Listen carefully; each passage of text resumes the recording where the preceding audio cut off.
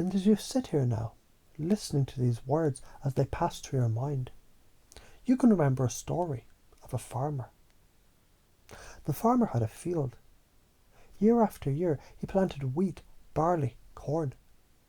And year after year, the soil got weaker, thinner, less alive. He thought, if I just work harder, if I plant more, I'll get more. But the harder he pushed, the less the field gave back. Until an old man came by and said, "Boy, your soil isn't weak because you planted too little. It's weak because you never let it rest. Stillness is the fertilizer."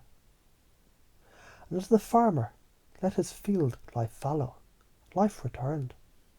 Not in the way he expected.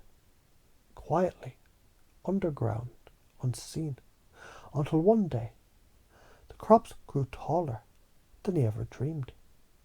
And isn't it funny, your nervous system is the same soil. Push it without rest, it collapses. But give it stillness and it rewires, richer, stronger, sovereign.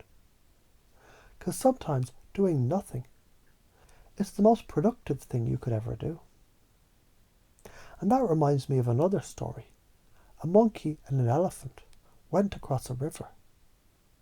The monkey leapt from stone to stone, frantic, desperate, screeching.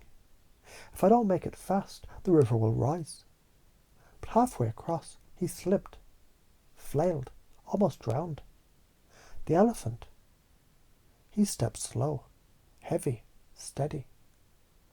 By the time the monkey was exhausted, soaked, panicked, the elephant was already across, waiting. Because patience beats panic every damn time. And isn't it strange? Sometimes the frantic chase feels like survival, when really it's just addiction whispering. The monkey's brain is dopamine. The elephant's body is serotonin. And when you choose to be the elephant, you train your brain to follow your will, not your panic. Maybe you heard about the musician who snapped his guitar string because he tuned it too tight. Another musician played out of tune because he tuned too loose. But the master musician, he tuned just enough. And when he strummed, harmony filled the room. And isn't dopamine just like that? Tighten it with endless shortcuts. Snap. Loosen it with apathy. Noise. But tune it with challenge and patience. Music. And that music is what your DNA dances to. Biology is resonance geometry. And you, right now, you're tuning your own instrument. And then imagine this. You're at your child's graduation, age 50. Two futures split before you. In one, your glazed eyed, scrolling, wondering why you don't feel anything, even in the biggest moments. In the other, you're alive, tears streaming down your face, heart so full it could burst. Because every struggle, every pause, every earned moment led to this depth. Same event, different nervous system. One numb, one alive. And your unconscious, it already knows which path it chooses. Because isn't it strange? Doing nothing feels like doing nothing. Until you realize doing nothing is the most powerful something. That chasing feels like living. Until you realize chasing is the surest way to miss life. That stillness feels like weakness. Until you realize stillness is soil. Electricity tuning. Freedom, sovereignty, abundance.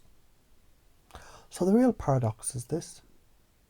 If you keep chasing, you lose. If you stop chasing, you win. And your mind is already reorganizing around that. So listen. Stop scrambling for crumbs. Stop fucking sprinting after shit that doesn't matter. Hold the line. Rest the soil. Be the elephant. Tune the string. Earn your dopamine. Because dopamine is not your toy. It's your compass. Respect it. It will lead you to greatness. Abuse it. It will drag you into numbness. And the universe doesn't punish stillness. It fucking rewards it. And as you take this in, whether you realize it now or tomorrow, your unconscious is already doing the work. Already rewiring. Already becoming the elephant, the farmer, the musician, the father. Because from this moment forward, you're done scrambling. You're done chasing. Your soil, your rhythm, your resonance, your freedom.